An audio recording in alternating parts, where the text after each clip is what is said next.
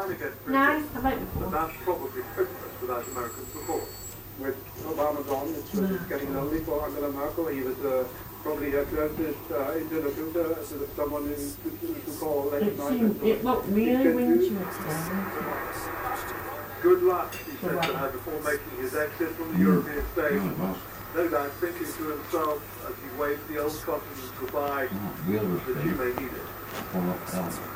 Whenever any political era comes to an end, people look ahead to the next with a degree of nervousness and trepidation, but not always quite this much. So President Obama has left Europe for the last time, and with him has gone the assurance that US leadership could be relied on. European members have agreed with him, but they respect him and felt they were trying to achieve the same thing. That may not be the case the next time the US president was on European soil. James May, thank you to you. They couldn't even been friends and just having a word with one another. I don't know. To undergo a They were both makeover like. fit for a queen with a price tag to match. Officials say He tried to look through and the other one's struggling to get up. and sunny and some I dangerous don't know wiring. what happened. The plans include solar panels on the roof, and during the works, more than 100 staff will have to live in temporary accommodation. Her Majesty, though, will not have to move out. We believe them on the royal renovation. The Queen is getting the builders in. Given the size of her home, it's going to be expensive. Hundreds of millions over 10 years to replace, rewire and refit.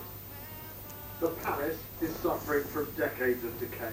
Whether it's the rusting water damage on the roof or 60-year-old cabling in the basement that's liable to cause electric shocks or fire, it is, say officials, in desperate need of attention. I've no doubt that the work needs to be done, and they have taken a very strategic approach to it. They've done a conservation plan, so I would say this seems the right approach to us.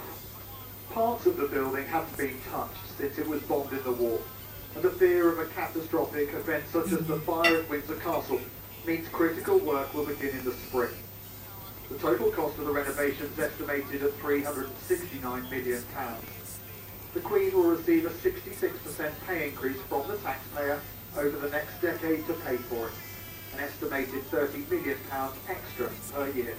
The vast majority of the work will take place out of sight and on the inside.